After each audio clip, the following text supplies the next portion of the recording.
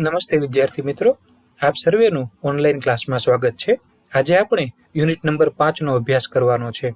Unit number 5ના આપણે 2 video અગાઉથી બનાવેલા છે અને આજે આપણે ભાગ 3ની શરૂઆત કરવાના છીએ, જેમાં આજે આપણે લેંગ્વેજ ફંક્શન ભણીશું। જો તમે અગાઉના વિડીયો ન જોયેલા હોય તો તમે ચેનલ પર જઈ અને અગાઉના વિડીયો જોઈ શકો છો, જેની અંદર આપણે અગાઉની એક્ટિવિટીની સમજૂતી આપેલી છે। આપણે આગળ જોઈએ। લેંગ્વેજ ફંક્શનમાં આપને એવી સૂચના આપવામાં આવી છે કે study the pictures and read the sentences, એટલે કે નીચેના ચિત્રોનો અભ્યાસ કરો અને વાક્યો વાંચો। તો પહેલું વાક્ય છે the teacher teaches us daily, કે શિક્ષિકા અમને દરરોજ ભણાવે છે, આ પહેલું વાક્ય। બીજું વાક્ય છે he takes breakfast early in the morning, તે વહેલી સવારે નાસ્તો કરે છે। ત્રીજું વાક્ય we go to school regularly, અમે દરરોજ શાળાએ જઈએ છીએ। ચોથું વાક્ય છે I go to bed at 10 PM, હું રાત્રે 10 વાગે સૂઈ જાઉં છું। આ ચાર વાક્યમાં તમે જોશો તો આપણને કર્તા અલગ અલગ આપેલા છે। તો તમને એવો સવાલ થાય કે કર્તા એટલે શું? તો ક્રિયા કરનાર હોય એને વ્યાકરણની પરિભાષામાં કર્તા કહેવાય। તો પહેલા વાક્યમાં ધ ટીચર એટલે કે શિક્ષક એ કર્તા છે। બીજા વાક્યમાં હી એટલે તે છોકરો, ત્રીજો પુરુષ એકવચન એ કર્તા છે। ત્રીજા વાક્યમાં વી એટલે અમે એટલે કે પ્રથમ પુરુષ બહુવચન એ કર્તા છે। અને ચોથા વાક્યની અંદર આઈ એટલે કે પ્રથમ પુરુષ એકવચન કર્તા છે। અને કર્તાની પછી જે શબ્દો આપેલા છે એ ક્રિયાપદો કહેવાય, બરોબર? તો ટીચર પછી ટીચ એ શબ્દ આપણને આપેલો છે, તો ટીચ એની પાછળ ઈએસ લાગેલું છે। એ જ રીતે ટેકની પાછળ પણ એસ લાગેલો છે, એટલે કે ટેક્સ। તો આ બંને વાક્યો તમે જોશો તો શબ્દની ક્રિયાપદની પાછળ ઈએસ લાગે છે, જ્યારે ત્રીજું અને ચોથું વાક્ય છે એમાં ગો અને ગો બંને સમાન રહે છે, એમાં કોઈ પણ પ્રત્યય લાગતો નથી। તો તમને એવો સવાલ થવો જોઈએ કે આવું કેમ બને છે? ટીચીસમાં અહીંયા ઈએસ છે, ટેક્સમાં પણ એસ લાગે છે, પણ આ બે જે ક્રિયાપદો છે ગો એમાં કેમ નથી લાગતા? તેનું કારણ વાક્યનો કર્તા છે। અંગ્રેજી ભાષામાં એવો નિયમ છે કે વર્તમાન કાળમાં જ્યારે આપણો કર્તા છે એ ત્રીજો પુરુષ એકવચન હોય તો ક્રિયાપદની પાછળ એસ અથવા ઈએસ લાગે, આવો નિયમ છે, બરોબર? તો એટલા માટે અહીંયા જે ટીચર છે તો એ પણ ત્રીજો પુરુષ એકવચન છે, અને અહીંયા હી એટલે કે છોકરો છે તો એ પણ ત્રીજો પુરુષ એકવચન આપણો કર્તા છે। એટલા માટે અહીંયા ક્રિયાપદની પાછળ એસ અથવા ઈએસ લાગે છે। એટલે આ નિયમ તમારે હંમેશા યાદ રાખવાનો છે। આ નિયમ હું ફરી વખત બોલું છું કે વર્તમાન કાળમાં, કાળ પણ યાદ રાખજો, આ નિયમ ફક્ત વર્તમાન કાળમાં જ લાગુ પડે છે। જો ભૂતકાળ હશે તો ભૂતકાળમાં આ નિયમ લાગુ પડતો નથી। થર્ડ પર્સન સિંગ્યુલર એટલે કે ત્રીજો પુરુષ એકવચન આપણો કરતા હોય તો ક્રિયાપદની પાછળ શું લાગે? કા એસ લાગે અથવા ઈએસ લાગે, આ બંને પ્રત્યયો લાગે છે। આ નિયમ છે, આ બે શબ્દો હંમેશા તમારે યાદ રાખવાના છે, કા એસ અથવા ઈએસ। તો આના જ આધારે આપણી આગળની એક્ટિવિટી આપેલી છે એ જોઈએ। Fill in the blanks with the most appropriate words given in the brackets, કે નીચેની જે ખાલી જગ્યાઓ છે એ કૌંસમાં આપેલા શબ્દોની મદદથી આપણે પૂરવાની છે કે બેમાંથી કયો વિકલ્પ સાચો છે। ધ સ્ટુડન્ટ્સ ખાલી જગ્યા ઇન ધ એસેમ્બલી હોલ, કે વિદ્યાર્થીઓ એસેમ્બલી હોલમાં, અને આપણને બે શબ્દો આપ્યા છે સીટ અને સીટ્સ। તો તમને એવો સવાલ થવો જોઈએ કે બંનેનો અર્થ તો સમાન છે, તો કયો શબ્દ યોગ્ય હશે? તો સીટ આવશે, કે વિદ્યાર્થીઓ એસેમ્બલી હોલમાં, પ્રાર્થના હોલમાં બેઠા છે। તો અહીંયા સીટ શા માટે આવ્યું? સીટ્સ કેમ ન આવ્યું? તો એનું કારણ છે સ્ટુડન્ટ્સ। વાક્યનો કર્તા તમે જુઓ, વિદ્યાર્થીઓ બહુવચન થઈ ગયું, અને કારણ કે આપણો કર્તા બહુવચન છે એટલા માટે સીટ આવશે, સીટ્સ આવશે નહીં। બીજું વાક્ય જોઈએ। ધ ગર્લ્સ ખાલી જગ્યા બેડમિન્ટન ઇન ધ પાર્ક, કે છોકરીઓ બગીચામાં બેડમિન્ટન રમે છે। તો અહીંયા પણ બે વિકલ્પો છે, પ્લે અને પ્લેઇઝ। તો પહેલામાં જેમ વાત કરી કે અહીંયા જો સ્ટુડન્ટની પાછળ એસ લાગેલો છે એટલે વિદ્યાર્થીઓ એટલે બહુવચન થઈ ગયું। અહીંયા પણ ગર્લ્સ એટલે કે છોકરીઓ, તો કર્તા બહુવચનમાં છે એટલા માટે એસ કે ઈએસ લાગશે નહીં। અહીંયા તમને મેં ઉપર નિયમ કીધો ને કે ત્રીજો પુરુષ એકવચન હોય તો અને તો જ એસ અથવા ઈએસ લાગે, તો અહીંયા તો ત્રીજો પુરુષ એકવચન નથી, હા ત્રીજો પુરુષ છે બંને, પણ ત્રીજો પુરુષ બહુવચન છે। કારણ કે કર્તા ત્રીજો પુરુષ બહુવચન છે એટલે અહીંયા આપણે પ્લે જ લખશું, પ્લેઝ આવશે નહીં. બરોબર. ત્રીજું વાક્ય છે the farmer sleeps under the tree. ખેડૂત ઝાડ નીચે સૂવે છે. તો અહીંયા પણ સ્લીપ અને સ્લીપ્સ. તો જુઓ ફાર્મર એટલે ખેડૂત. તો ખેડૂત છે ત્રીજો પુરુષ છે અને એક વચન છે, એટલા માટે અહીંયા સ્લીપની પાછળ એસ લાગશે, એટલે જવાબ આવશે સ્લીપ્સ. ચોથું વાક્ય છે મેરિલ ક્લીન્સ ધ રૂમ. કે મેરિલ છે એ રૂમ સાફ કરે છે. તો અહીંયા પણ વિકલ્પો છે ક્લીન અને ક્લીન્સ. તો મેરિલ એટલે ત્રીજો પુરુષ એક વચન, એટલે આપણે ક્લીન્સ લખશું. પછીનું વાક્ય છે શીતલ ડ્રોઝ અ પિક્ચર. કે શીતલ છે એ ચિત્ર દોરે છે. તો અહીંયા પણ આપણે ડ્રો વાળું રૂપ નહીં મૂકીએ, પણ એની પાછળ એસ વાળું રૂપ મૂકીશું, ડ્રોઝ, કારણ કે શીતલ છે એ ત્રીજો પુરુષ એક વચન છે. પછીનું વાક્ય છે Hiral lives in the Bhuj. કે હિરલ ભુજમાં રહે છે. તો અહીંયા પણ લીવ છે એ લીવની પાછળ શું લાગશે? એસ લાગશે. તો તમે જુઓ કે પહેલું અને બીજું જે વાક્ય છે એના કરતા બહુવચનમાં છે, જ્યારે ત્રીજા વાક્યમાં ફાર્મર, મેરિલ, શીતલ, હિરલ, એટલે કે ત્રીજું, ચોથું, પાંચમું, છઠ્ઠા વાક્યના જે કરતા છે એ બધા ત્રીજો પુરુષ અને એક વચન છે, એટલા માટે એની પાછળ એસ અથવા ઈએસ લાગે છે. તો હવે ઘણી વખત વિદ્યાર્થીઓને ખબર નથી હોતી કે સર મને એવો પ્રશ્ન પૂછતા હોય છે બાળકો કે ત્રીજો પુરુષ એક વચન અથવા તો ત્રીજો પુરુષ એ શું, પ્રથમ પુરુષ એ શું? તો તમારામાંથી કોઈ મને જણાવશો? તમને કોઈને ખ્યાલ છે કે પ્રથમ પુરુષ એટલે શું, બીજો પુરુષ એટલે શું અને ત્રીજો પુરુષ એટલે શું, એક વચન એટલે શું અને બહુવચન એટલે શું? તો પહેલા હું તમને એના વિશે થોડી માહિતી આપું. પ્રથમ પુરુષ કોને કહેવાય? તો વાક્યમાં જે બોલનાર હોય ને એને પ્રથમ પુરુષ કહેવાય. બરોબર? જે બોલનાર હોય એ પ્રથમ પુરુષ કહેવાય. દાખલા તરીકે હું એમ કહું કે રાજેશ બુક વાંચે છે, તો અહીંયા રાજેશની વાત થઈ ગઈ. પણ એને બદલે હું એમ કહું હું બોલું છું, તો અહીંયા હું મારી વાત કરું છું. એટલે જ્યારે હું બોલતો હોઉં તો વાક્યની અંદર હું એ બોલનાર છે, એટલા માટે એ પ્રથમ પુરુષ કહેવાય. બીજો પુરુષ કોણ? તો જે વ્યક્તિ સાંભળનાર હોય એ બીજો પુરુષ કહેવાય. વર્ગમાં શિક્ષક બોલતા હોય અને વિદ્યાર્થીઓ સાંભળતા હોય, તો શિક્ષક બોલે છે એટલા માટે શિક્ષક પ્રથમ પુરુષ છે, વિદ્યાર્થીઓ સાંભળે છે એટલા માટે વિદ્યાર્થીઓ બીજો પુરુષ છે.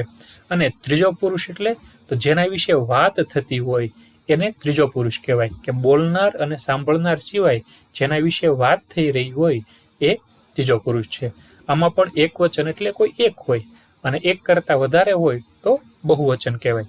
તો તમને હવે સમજાણવું છે કે અહીંયા જુઓ ફાર્મર, મેરિલ, શીતલ અને હિરલ આ બધા ત્રીજા પુરુષ છે. એવો પ્રશ્ન પૂછી શકે કે ફાર્મર એટલે ખેડૂત, તો હું ખેડૂત છું? તો કે ના. તમે ખેડૂત છો? તો કે ના. ખેડૂત કોઈ ત્રીજો જ વ્યક્તિ છે જે ખેતરમાં સૂતો છે. તો આપણે બોલીએ છીએ, તમે સાંભળો છો, પણ આપણે વાત કોની કરીએ છીએ? ખેડૂતની વાત કરીએ છીએ. એટલા માટે ખેડૂત છે એ ત્રીજો પુરુષ થયો. અને ખેડૂત કેટલો છે? એક જ છે. જો અહીંયા એસ નથી લાગ્યું, ખેડૂતો નથી. ખેડૂતો હોય તો એ બહુવચન થઈ ગયું, તો એ નિયમ નહીં લાગુ પડે. એ જ રીતે આપણે કહીએ કે શીતલ છે ચિત્ર દોરે છે, પાંચમું વાક્ય, તો હું શીતલ છું? તો કે ના. હું બોલું છું એટલે હું પ્રથમ પુરુષ કહેવાઉં. તમે સાંભળો છો તો તમે બીજા પુરુષ. પણ આપણે વાત કોની કરીએ છીએ? આપણે શીતલની વાત કરીએ છીએ. તો શીતલ કોઈ ત્રીજી જ વ્યક્તિ છે અને શીતલ કેટલી છે? એક છે. એટલા માટે એની પાછળ એને ત્રીજો પુરુષ એક વચન કહેવાય છે અને ક્રિયાપદની પાછળ એસ લાગશે. તો નિયમ તમને યાદ રહી ગયો વિદ્યાર્થી મિત્રો? તો ફરી વખત તમે મારી સાથે નિયમ બોલો. વર્તમાન કાળમાં જ્યારે કરતા ત્રીજો પુરુષ એક વચન હોય તો ક્રિયાપદની પાછળ એસ અથવા ઈએસ આવે. હવે આપણે આગળનું વાક્ય જોઈએ. Rahul and Pinky visit science city. કે રાહુલ અને પિંકી સાયન્સ સિટીની મુલાકાત લે છે. તો જો અહીંયા મેં વિઝિટ કેમ લખ્યું, એસ કેમ ન લગાડ્યો? તો હવે તમને સમજાણું ને કે એસ કેમ ન લાગે? કારણ કે જુઓ રાહુલ અને પિંકી કરતા બે થઈ ગયા. તો આપણો નિયમ ત્રીજો પુરુષનો છે અહીંયા. ચાલો, હું અને તમે રાહુલ નથી, હું અને તમે પિંકી નથી, એ તો કોઈ ત્રીજા જ વ્યક્તિ છે, પણ સાથે એ લોકો બહુવચન કરતા થઈ ગયા, એક કરતા વધારે છે. તો કારણ કે આપણા કરતા એક કરતા વધી ગયા એટલા માટે અહીંયા આપણે એસ લગાડતા નથી. આઠમું વાક્ય જો Vishal drinks milk in the evening. કે વિશાલ સાંજે દૂધ પીવે છે. તો હું વિશાલ છું? નહીં. તમે વિશાલ છો? નહીં. વિશાલ કોઈ ત્રીજો જ વ્યક્તિ છે. તો ત્રીજો વ્યક્તિ છે એટલે એને ત્રીજો પુરુષ કહેવાય. અને પાછું વિશાલ કેટલો છે? એકલો જ છે. વિશાલ એકલો દૂધ પીવે છે એટલા માટે એની પાછળ આપણે એસ લગાડીએ. નવમું વાક્ય છે દીક્ષા ગોઝ ટુ ભાવનગર. કે દીક્ષા ભાવનગર જાય છે. તો દીક્ષા ગો ટુ ભાવનગર એમ નહીં કહેવાય, કારણ કે દીક્ષા છે એ ત્રીજો પુરુષ એક વચન કરતા છે એટલા માટે એની પાછળ ES આવશે. અને છેલ્લું વાક્ય, the gardener waters the plant, કે માળી છોડને પાણી પાય છે. તો બે વિકલ્પો છે, વોટર અને વોટર્સ. તો ગાર્ડનર એટલે માળી. હું માળી છું? નહીં. તમે માળી છો? નહીં. માળી કોઈ ત્રીજો જ વ્યક્તિ છે અને ગાર્ડનર એકલો છે. એટલા માટે વોટરની પાછળ આપણે S લગાડીએ, ક્રિયાપદની પાછળ S લાગ્યું. બરોબર? તો આવી રીતે તમે વધારે વાક્યોની પ્રેક્ટિસ કરી શકો કે જે વાક્યોમાં જુઓ બહુવચન છે. પહેલા નંબરનું વાક્ય, બીજા નંબરનું વાક્ય, 7 નંબરનું વાક્ય અને 10 નંબરનું વાક્ય. આ બધા વાક્યોમાં કર્તા બહુવચન છે. સોરી, 10 નંબરનું નહીં, પણ 7 સુધી. તો જે જગ્યાએ બહુવચન કરતા છે એ જગ્યાએ S લાગતો નથી, અને જે જગ્યાએ ત્રીજો પુરુષ એકવચન કરતા હોય ત્યાં S અથવા ES લાગે છે. હવે આપણે આ જ નિયમથી આગળના વાક્યો સમજીએ. Study the example and make sentences, કે નીચેના ઉદાહરણનો અભ્યાસ કરો અને વાક્યો બનાવો. પહેલું છે, I play carrom every Sunday, કે હું દર રવિવારે કેરમ રમું છું. તો જો પહેલું જે છે બોક્સ, એની અંદર આપણે બધા કર્તા આપ્યા છે. તો કર્તા કોણ છે? આઈ એટલે હું, રેખા, આનંદ, વી એટલે અમે, કંચન અને પ્રજ્ઞેશ. તો આ કર્તા છે. બીજા જે બોક્સની અંદર આપણે શબ્દો આપ્યા છે બધા ક્રિયાપદો છે. વિયર્સ એટલે પહેરવું, પ્લે એટલે રમવું, કુક એટલે રાંધવું, લાઈક એટલે ગમવું, પસંદ કરવું, ડઝન્ટ લાઈક એ નકાર વાક્ય છે, ન ગમવું, અને ડોન્ટ વોન્ટ એટલે ન ઈચ્છવું. અને આ બાજુ અન્ય શબ્દો આપેલા છે, tasty food, carrom every Sunday, સારી every day, to read books, help અને ટુ ઈટ ફ્રૂટ્સ. હવે તમારે આ વાક્યોને યોગ્ય ક્રમમાં જોડી અને અર્થપૂર્ણ વાક્યો બનાવવાના છે. પણ આપણે તમારે ખાસ એ જ ધ્યાન રાખવાનું છે કે કર્તા છે અને અનુરૂપ ક્રિયાપદ હોવું જોઈએ. દાખલા તરીકે આઈ છે, તો આઈ સાથે પ્લે ઉદાહરણમાં આપ્યું છે. તો જો આઈ એ પ્રથમ પુરુષ થઈ ગયું. તો હમણાં જ મેં તમને ઉપર શીખવાડ્યું કે ત્રીજો પુરુષ એકવચન હોય તો જ ક્રિયાપદની પાછળ S અથવા ES લાગે. તો આમાં ત્રીજો પુરુષ કોણ કોણ છે? તો કે રેખા છે એ ત્રીજો પુરુષ છે, આનંદ છે એ ત્રીજો પુરુષ છે, કંચન છે એ ત્રીજો પુરુષ એકવચન છે, અને પ્રજ્ઞેશ છે. એટલે આ 4 કર્તા છે, પહેલો, બીજો, ત્રીજો, બરોબર, અને છેલ્લે પાંચમો અને છઠ્ઠો. આ ત્રીજો પુરુષ એકવચન આપણા કર્તા છે. તો આ કર્તાની સાથે આપણે એવા ક્રિયાપદો પસંદ કરવા પડશે જેની પાછળ S અથવા ES લાગેલો હોય. તો જો બીજું વાક્ય જોઈએ, રાધા વિયર્સ સારી એવરી ડે. રાધા દરરોજ સારી પહેરે છે. તો જો વિયરની પાછળ અહીંયા શું લાગ્યું છે? S લાગેલો છે. બરોબર. ત્રીજું વાક્ય જુઓ, Anand doesn't like to read books. આનંદને બુક્સ વાંચવી ગમતી નથી. અહીંયા ડઝ આવ્યું છે પણ આપણે નકાર કરી નાખ્યું છે એટલા માટે. ત્રીજું વાક્ય છે, વી લાઈક ટુ ઈટ ફ્રૂટ્સ. અમને ફળો ખાવા ગમે છે. તો આપણે જો વી છે એટલા માટે લાઈક ક્રિયાપદ પસંદ કર્યું, જેની પાછળ કોઈ પણ વસ્તુ આપણે લગાડ્યું નથી. કંચન કુક્સ ટેસ્ટી ફૂડ, કે કંચન છે ટેસ્ટી ખોરાક રાંધે છે. તો કંચન છે ત્રીજો પુરુષ એકવચન છે, એટલા માટે આપણે કુકનું કયું રૂપ પસંદ કર્યું? S વાળું, કુક્સ. અહીંયાની બદલે જો કોઈ આઈ અથવા વી કરતા હોત તો કુકની પાછળનો S નીકળી જાત. આ વાક્ય જોઈએ, Pragnesh don't want to help, કે પ્રજ્ઞેશને કોઈની મદદ ગમતી નથી. બરોબર. આ નકાર વાક્ય છે એટલા માટે એની પાછળ બીજું કાંઈ લાગતું નથી. જો આ આપણો જે S કે ES વાળો નિયમ છે એ હકાર વાક્યમાં જ લાગુ પડે. જ્યારે વાક્ય નકાર હોય તો એમાં S કે ES લાગતો નથી. એ પણ વાત તમારે યાદ રાખવાની છે. આગળ જોઈએ, study the example and answer the questions, કે નીચેના ઉદાહરણો જુઓ અને પ્રશ્નોના જવાબ લખો. તો પહેલું ઉદાહરણ જુઓ, વોટ ઇઝ શી ડુઈંગ, તે શું કરે છે? તો શી ઇઝ વોચિંગ ટીવી, તે ટીવી જુએ છે. તો એવી રીતે આપણે આ એક્ટિવિટી કરવાની છે. પહેલું જોઈએ, વોટ ઇઝ હી ડુઈંગ, તે શું કરી રહ્યો છે? તો જવાબ આવશે, he is reading a book, તે બુક વાંચે છે. બીજું વાક્ય છે, what is the boy doing, છોકરો શું કરે છે? જવાબ છે, ધ બોય ઇઝ સ્લીપિંગ, તે સૂતો છે. ત્રીજું વાક્ય, what is the girl doing, છોકરી શું કરી રહી છે? તો જવાબ આવશે, the girl is drinking milk, તે દૂધ પી રહી છે. ચોથું છે, what is the boy doing, છોકરો શું કરી રહ્યો છે? તો જવાબ આવશે, the boy is playing cricket, છોકરો ક્રિકેટ રમી રહ્યો છે. આગળની એક્ટિવિટી તરફ વધીએ અને જોઈએ તો study the pictures, read the paragraph and answer the questions. એટલે કે નીચેના ચિત્રનો તમે અભ્યાસ કરો, ફકરો વાંચો અને પછી પ્રશ્નોના જવાબ આપો. તો જોઈએ, ઇટ ઇઝ ટ્યુઝડે આફ્ટરનૂન, કે આજે ટ્યુઝડે મંગળવારે બપોર પછીનો સમય છે. એટ શારદા પ્રાઇમરી સ્કૂલ, અને સ્થળ કયું છે? તો શારદા પ્રાથમિક શાળા. Mrs Nehaben and the students are in the music room, કે જે નેહા મેડમ છે એ અને તેના વિદ્યાર્થીઓ એ મ્યુઝિક રૂમમાં છે, સંગીત વર્ગની અંદર. It is a small room, એ ખૂબ નાનો રૂમ છે.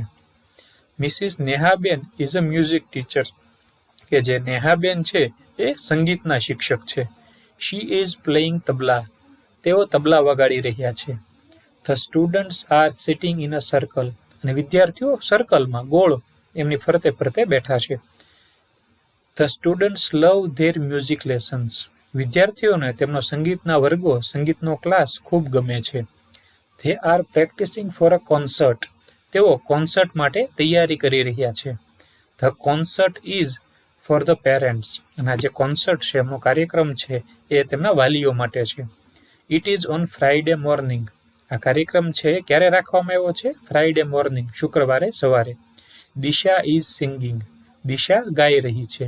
ધ સ્ટુડન્ટ્સ આર હેપી, વિદ્યાર્થીઓ ખૂબ ખુશ છે. હવે એના પ્રશ્નો જોઈએ. હુ ઇઝ પ્લેઇંગ તબલા, તબલા કોણ વગાડી રહ્યું છે?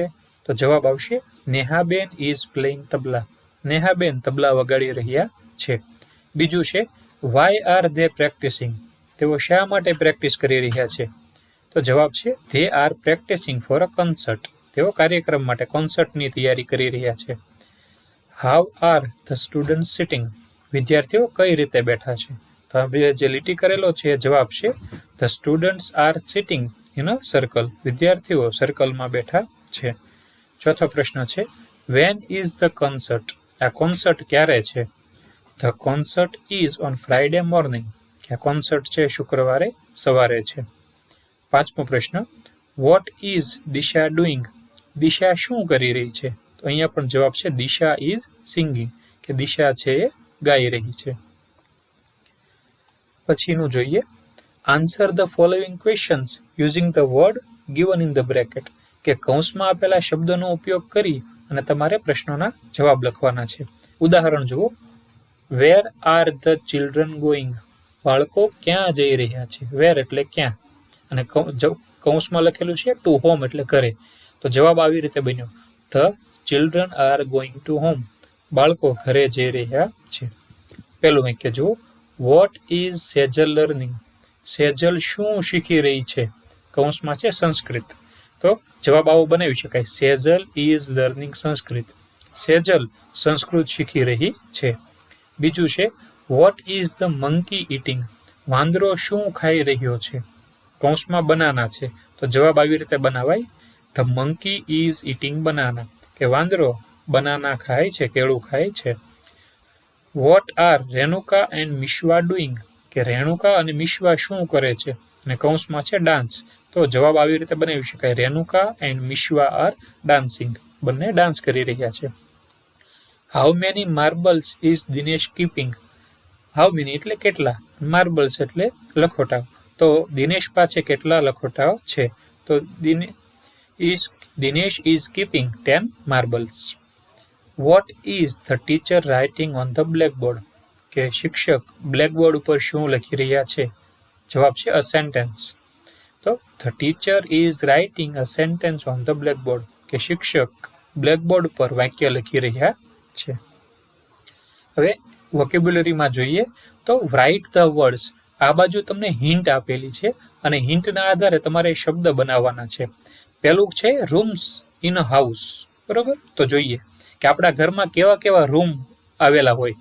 યુ સ્લીપ હિયર, તમે ત્યાં સૂવો છો, અને એની શરૂઆત બી ઉપરથી થાય. તો આપણે જે જગ્યાએ સૂતા હોઈએ એને શું કહેવાય? તો ઇટ ઇઝ બેડરૂમ, બરોબર?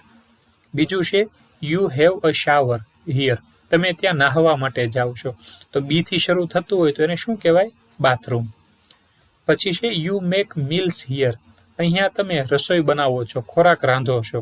તો એ જગ્યાએ કે ઉપરથી શરૂ થાય તો એને શું કહેવાય? કિચન.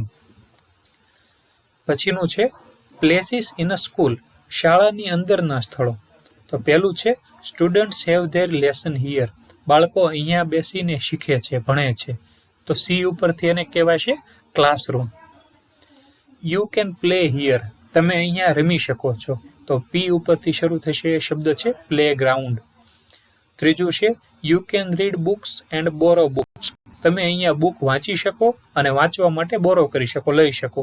તો એવું સ્થળને આપણે કહેવાશે લાઇબ્રેરી. પછીનું છે સબ્જેક્ટ એટલે વિષયો. તો વિષયની હિન્ટ આપેલી છે ને એ આપણે પૂરવાની છે. A subject that studies all things that happened in the past. એવો વિષય જે ભૂતકાળમાં બની ગયેલી ઘટનાઓ વિશે આપણને ભણાવતા હોય, વાત કરતા હોય. તો એ છે હિસ્ટ્રી એટલે ઇતિહાસ. બીજું છે a subject that teaches you how to write sentences and letters. કે એવો વિષય જે તે તમને શીખવાડે કે વાક્યો કઈ રીતે લખવા અને લેટર્સ, ટૂંકમાં તમને અક્ષર જ્ઞાન વિશે બધી માહિતી આપે. તો એ છે લેંગ્વેજ, ભાષા. અ સબ્જેક્ટ ધેટ એક્સપ્લોર્સ નેચર. એવો વિષય જે નેચરનો અભ્યાસ કરતો હોય, પ્રકૃતિનો, કુદરતનો. તો એને કહેવાશે સાયન્સ એટલે કે વિજ્ઞાન. આગળનું જોઈએ. What kind of things are they? Write the words. કે આ કેવા પ્રકારની વસ્તુઓ છે તેના વિશે લખો. તો બ્રેકફાસ્ટ એન્ડ ડિનર્સ આર, કે સવારનો નાસ્તો અને સાંજનું ભોજન એ શું છે? તો એને મીલ્સ કહેવાય. આપણે જે જમીએ એને મીલ્સ લીધું કહેવાય. બીજું છે India and America are. Bharat અને અમેરિકા શું છે? તો સી ઉપરથી જવાબ આવશે કન્ટ્રીઝ, કે બંને દેશો છે. અ ફ્રોક એન્ડ શર્ટ આર, કે ફ્રોક અને શર્ટ શું છે? તો સી ઉપરથી જવાબ છે ક્લોથ્સ, કે કપડાં છે. ટોમેટોઝ એન્ડ પોટેટોઝ આર, એટલે કે ટમેટા અને બટેટા શું છે? તો વી ઉપરથી એ વેજીટેબલ્સ, તેઓ શાકભાજી છે. રેડ એન્ડ વ્હાઇટ આર, કે લાલ અને સફેદ શું છે? તો સી ઉપરથી શું જવાબ આવશે? કલર્સ, તેઓ રંગો છે. The Narmada and Tapi are, કે નર્મદા અને તાપી શું છે? તો આર ઉપરથી જવાબ આવશે રિવર્સ, તેઓ નદીઓ છે. 7 નંબરે અ મોડ ઓફ ટ્રાન્સપોર્ટ, કે જેની અંદર આપણે પરિવહન કરી શકીએ. તો ટી ઉપરથી ટેમ્પો, જેની અંદર આપણે પરિવહન કરી શકીએ. જાન્યુઆરી એન્ડ સપ્ટેમ્બર આર, જાન્યુઆરી અને સપ્ટેમ્બર શું છે? એમ ઉપરથી મંથ્સ, તેઓ મહિનાઓ છે. ઇંગ્લિશ એન્ડ ગુજરાતી આર, અંગ્રેજી અને ગુજરાતી શું છે? તો એલ ઉપરથી લેંગ્વેજીસ, તેઓ ભાષાઓ છે. સમર એન્ડ મોન્સૂન આર, કે ઉનાળો અને ચોમાસું શું છે? તો એસ ઉપરથી જવાબ આવશે સિઝન્સ, કે ઋતુઓ છે. તો આવી રીતે આપણે જવાબ બનાવી શકીએ. હવે આપણે આગળ વધીએ. તો read the riddles and answer using the word given in the bracket. અહીંયા કેટલાક ઉખાણા જેવા તમને આપેલા છે, જે ઓપ્શનની મદદ આપેલા છે, એની મદદથી તમારે જવાબ લખવાનો છે. What gets wet while drying, કે સૂકું કરતી વખતે શું ભીનું થઈ જાય છે? આપણે જ્યારે સુકવતા હોઈએ તો શું ભીનું થઈ જાય છે? તો જવાબ આવશે ટોવલ. બરોબર, કે આપણે જ્યારે નાહીને આપણું શરીર લૂછતા હોઈએ તો આપણે કોરા થઈએ અને રૂમાલ પોતે કેવો થઈ જાય છે? ભીનો થઈ જાય છે. એટલે પહેલામાં આવશે અ ટાવેલ. બીજું છે આઈ હેવ બ્રાન્ચીસ, મારી પાસે ડાળીઓ છે, બટ નો ફ્રૂટ્સ, પણ એમાં કંઈ ફળ નથી. નો ટ્રંક ઓર નો લીવ્સ વોટ આઈ એમ, તો મારી પાસે જો ડાળીઓ છે પણ કોઈ ફળ નથી. નો ટ્રંક, એક પણ ટ્રંક નથી. નો લીવ્સ, પાંદડાઓ નથી. તો વોટ આઈ એમ, હું શું છું? તો જવાબ આવશે બેંક. બરાબર, બેંક હોય એની પાસે આપણે બેંકના ઘણા બધા મતલબ થાય. આપણે જે અકાઉન્ટ ખોલવા માટે પૈસા માટેની જ બેંક હોય એને પણ બેંક કહેવાય, અને ઝાડની ડાળી હોય એને પણ બેંક કહેવાય. તો અહીંયા આપણી બેંકની વાત છે. બરોબર, કે બેંક છે પણ એને ડાળી નથી. આમ બ્રાન્ચ છે, બ્રાન્ચીસ એટલે એની શાખાઓ થાય, કે એની શાખાઓ છે બેંકની, પણ એમાં કોઈ ફળ આવતા નથી. ત્રીજું છે where does today comes before yesterday, કે એવી કઈ જગ્યા છે કે જ્યાં આજ પહેલા ગઈકાલ આવી જાય છે. ટુડે કમ્સ બિફોર યસ્ટરડે, કે પહેલા આજ આવે છે અને પછી ગઈકાલ આવે છે. એવી કઈ જગ્યા છે કે જ્યાં પહેલા યસ્ટરડે આવે પછી ટુડે આવે? તો જો ટુડે એટલે આજે થાય ને યસ્ટરડે એટલે ગઈકાલ થાય. તો ગઈકાલ પહેલા આજ ક્યાં આવે? તો જવાબ છે ડિક્શનરીમાં. તમે ABCD નો ક્રમ જુઓ તો પહેલા શું આવે? ટી આવશે કે વાય આવશે? એ રીતે. What has legs but doesn't walk, એવું શું છે જેની પાસે પગ છે પણ એ ચાલી નથી શકતું? તો છે table. What has many teeths teeth but can't bite, કે જેની પાસે દાંત છે પણ કાંઈ બાઇટ કરી શકતું નથી. આન્સર છે કોમ્બ, દાંતિયું. ત્યારબાદ સ્પીકિંગની અંદર તમારે આ ચિત્ર છે એનું વર્ણન કરવાનું છે અને કૌંસમાં તમને શબ્દો આપેલા છે બસ, પીપલ, ક્લીન, ટિકિટ વિન્ડો અને પ્લેટફોર્મ. આ શબ્દનો ઉપયોગ કરીને તમારે આનું વર્ણન કરવાનું છે. અને છેલ્લે છે ડુ ઇટ યોર સેલ્ફ, તમારે આ જાતે કરવાનું છે. તો શું કરવાનું છે હું તમને સમજાવું કે complete the names of ice cream flavour. તમને અહીંયા જો આઈસ્ક્રીમ ફ્લેવરના નામ આપેલા છે એ અધૂરા છે, ખાલી જગ્યાઓ છે એ તમારે પૂરી કરવાની છે. And add colours according to their flavours, અને જે ફ્લેવર હોય એવો રંગ તમારે અંદર પૂરવાનો છે. તો પહેલો છે ચોકલેટ, બીજો છે સ્ટ્રોબેરી, ત્રીજો છે વેનીલા, ચોથો છે ઓરેન્જ, પાંચમો છે પાઇનેપલ, છઠ્ઠો છે બટરસ્કોચ, પછી મેંગો, પિસ્તા અને રાસ્પબેરી. તો આ જેટલા પણ ફ્લેવર્સ આપેલા છે તો પહેલાં તો તમારે નામ ખાલી જગ્યા પૂરીને આખા લખવાના છે અને ત્યારબાદ એમાં રંગ પૂરવાનો છે. જેવો કલરનો આઈસ્ક્રીમ હોય એવો કલર તમારે એની અંદર પૂરવાનો છે. તો અત્યારે આપણે અટકીએ, બરાબર, આપણે ક્લાસમાં અહીંયા સુધી રાખીએ આજે.